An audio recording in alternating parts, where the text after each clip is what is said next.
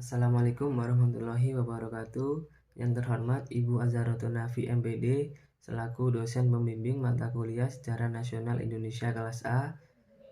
Di sini saya Rizky Aditya dengan NIM akhir 010 izin mempresentasikan mengenai pendudukan Jepang di Indonesia untuk memenuhi tugas mata kuliah Sejarah Nasional Indonesia terkait membuat video presentasi. Baiklah, di sini saya membagi ke dalam 5 bagian.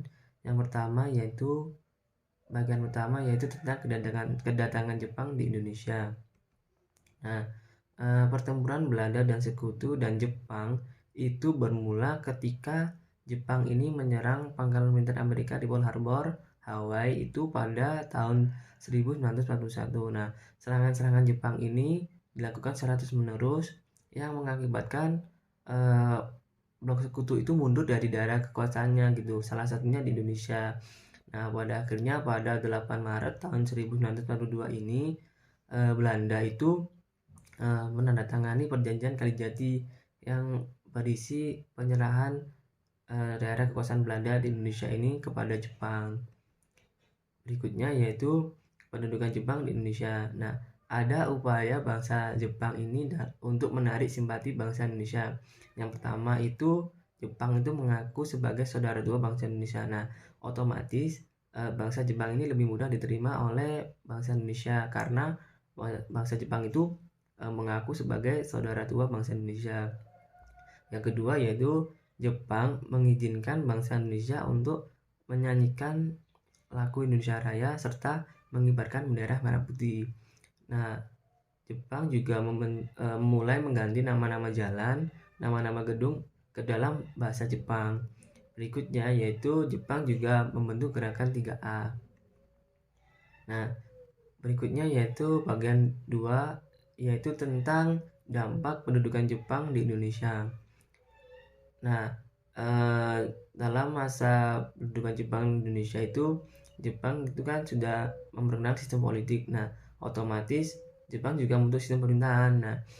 Nah, yang pertama yaitu pemerintahan militer. Nah, pemerintahan militer ini terdiri dalam 3 bagian. Yang pertama yaitu pemerintahan militer Angkatan Darat, yaitu Tentara ke-25 atau Tomi Sudian. Nah, Tomi Sudian ini itu untuk daerah Sumatera dan berpusat di Bukit Tinggi.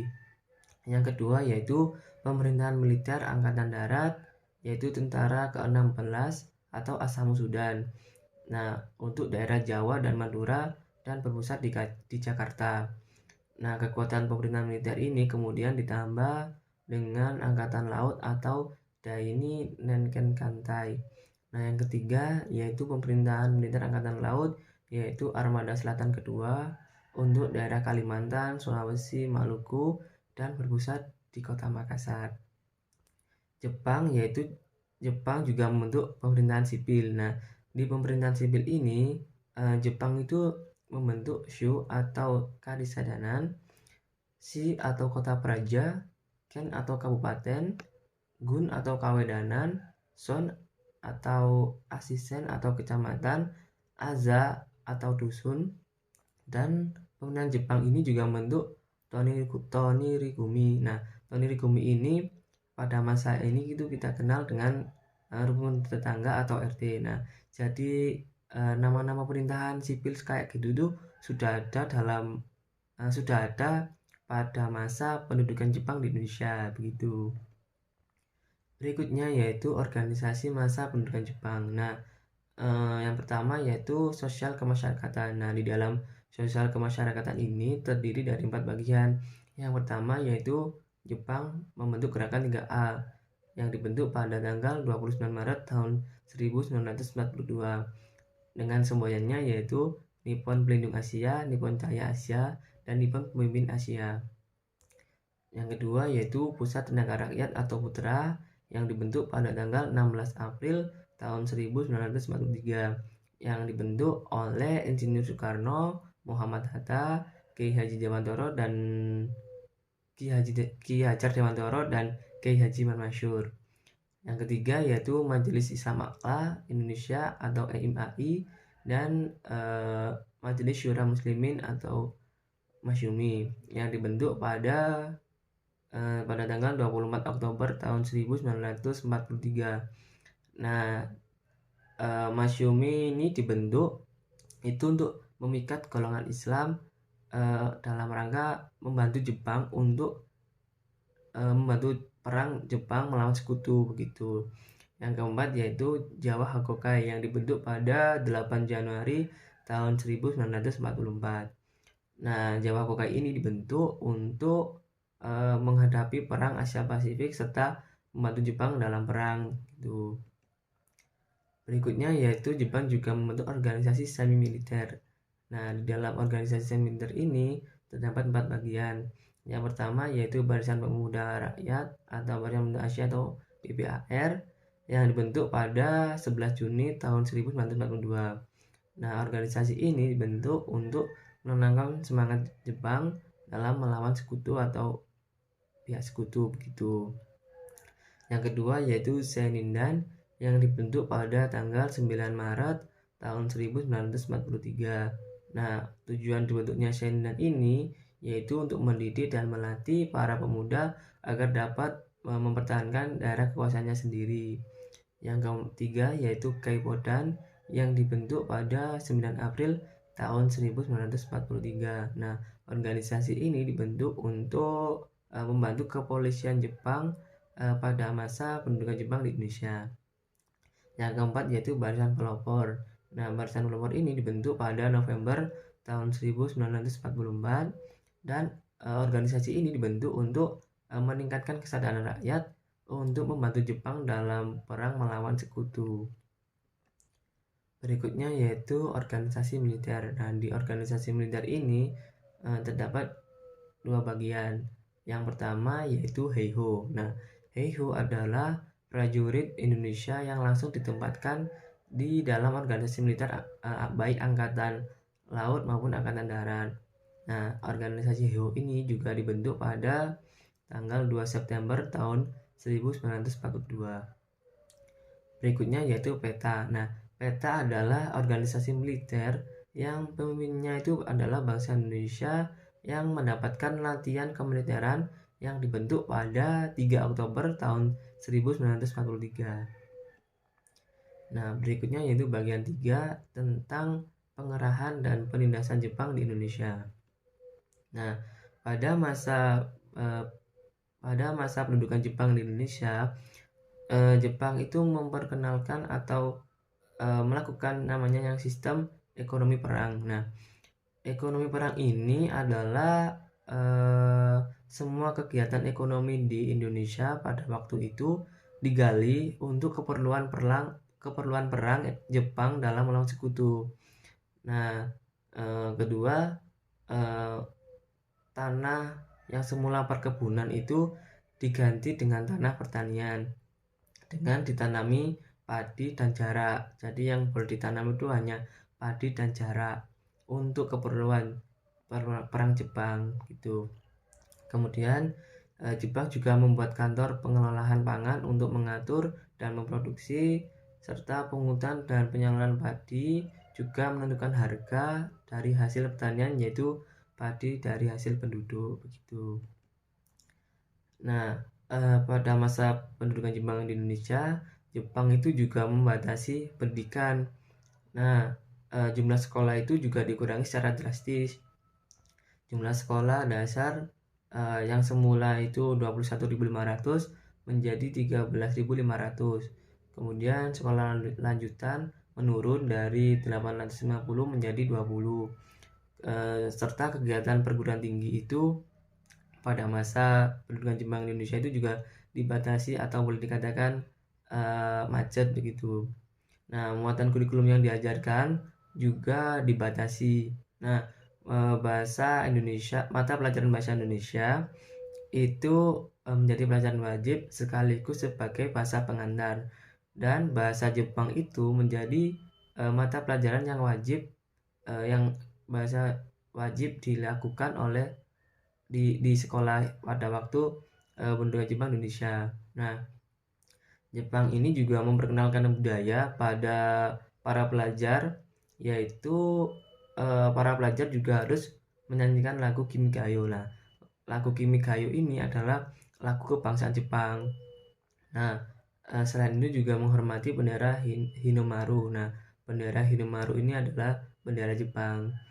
Nah, selain itu para pelajar juga harus melakukan gerak badan Teisu serta Saigari. Nah, Saigari ini adalah melakukan penghormatan ke arah timur laut pada masa pendudukan Jepang di Indonesia.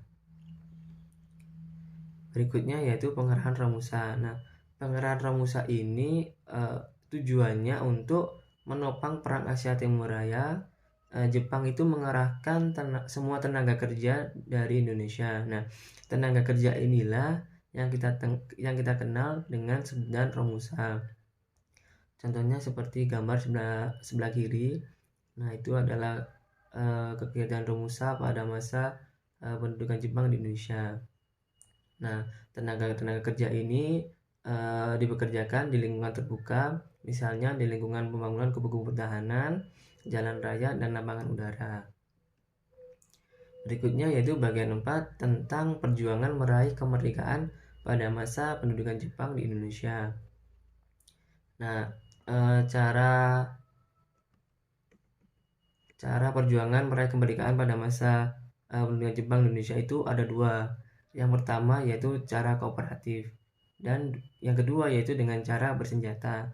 Nah, di dalam cara kooperatif ini itu dipimpin oleh Insinyur Soekarno, Muhammad Hatta, Ki Hajar Dewantoro, dan Kiai Haji Mas Mansur. Nah, mereka ini membangun dan membagikan semangat nasionalisme bangsa Indonesia yang sempat luntur karena tekanan yang kuat dari pemerintahan kolonial Jepang begitu. Jadi mereka ini bergerak melalui organisasi. Berikutnya yaitu perlawanan dengan cara bersenjata. Nah, yang pertama itu adalah perlawanan rakyat Sukamana di Tasikmalaya.